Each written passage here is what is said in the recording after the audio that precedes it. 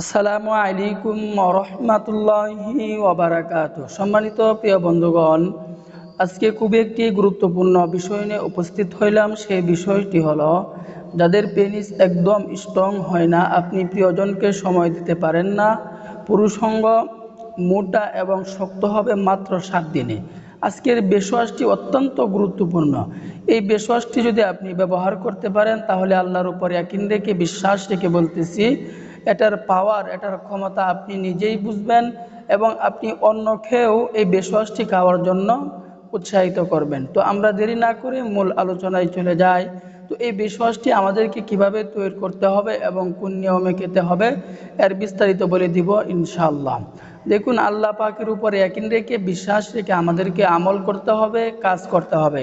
আল্লাহ পাক রব্বুল আলামিন যদি আমাদের রোগ দূর না করেন, পৃথিবীর কোনো মানুষ আমাদের রোগকে দূর করতে পারবে না।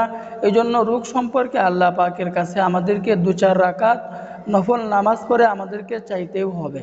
কারণ আল্লাহ পাক রব্বুল আলামিন নিজেই বলছেন যে, আমার রহমত থেকে কখনোই নৈরাশ হয়ে যেও না। এই জন্য আল্লাহর উপর ইয়াকিন রেখে, বিশ্বাস রেখে আমাদেরকে কাজ করতে হবে, আমল করতে হবে।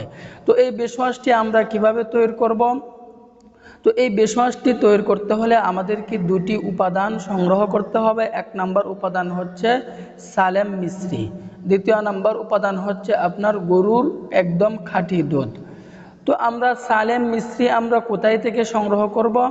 আমরা সালেম মিশ্রি সংগ্রহ করব কবিরাজের দোকান থেকে, অথবা বাঙালি ওষুধের দোকানে আমরা এই সালেম মিশ্রি পেয়ে যাব। তো আমরা পর্যাপ্ত পরিমাণে সালেম মিশ্রি ওই দোকান থেকে কিনে নিয়ে আসব। নিয়ে আসার পর এই সালেম মিশ্রিটাকে আমরা একদম গুঁড়া করে নেব, পাউডারের মতো করে নেব। তো যখন আমরা এই সালেম মিশ্রিটাকে যখন একদম পাউডার করে নেব, গুঁড়া করে নেব, এর থেকে আমরা 2 চা চামচ সালেম মিশ্রি নিয়ে নেব। আমি আবারও বলতেছি, সালিম মিশ্রি থেকে আমরা 2 চা চামচ সালিম মিশ্রি পাউডার নিব। নেওয়ার পরে আমরা 1 গ্লাস পরিমাণ গরুর খাঁটি দুধ সংগ্রহ করব। যে বাজারে প্যাকেটের দুধ পাওয়া যায় বা অন্য উপায়ে দুধ পাওয়া যায়, এগুলো থেকে আমরা সতর্ক থাকব। একদম গরুর খাঁটি দুধ আমরা সংগ্রহ করে নেব। তো 1 গ্লাস পরিমাণ আমরা গরুর খাঁটি দুধ সংগ্রহ করে ফেলব। সংগ্রহ করার পর 2 চা চামচ যে আমি সালেম মিশ্রি নিয়েছিলাম, ওই সালেম মিশ্রিটাকে আমরা ওই দুধের গ্লাসের মধ্যে দিয়ে দিব। দেওয়ার পরে এটাকে একদম ভালো করে আমরা মিশিয়ে নিব, মিক্সড করে নিব। এই আমাদের বেশওয়াজ তৈরি হয়ে গেল। এখন আমরা কোন নিয়মে খাবো, খাবারের নিয়মটি আমি বলে দিচ্ছি ইনশাআল্লাহ। তো আমি আবারও বলতেছি, আল্লাহর উপর ইয়াকিন রেখে, বিশ্বাস রেখে আমাদেরকে আমল করতে হবে এবং আল্লাহ পাকের কাছে আমাদেরকে চাওয়ার মতো চাইতে হবে।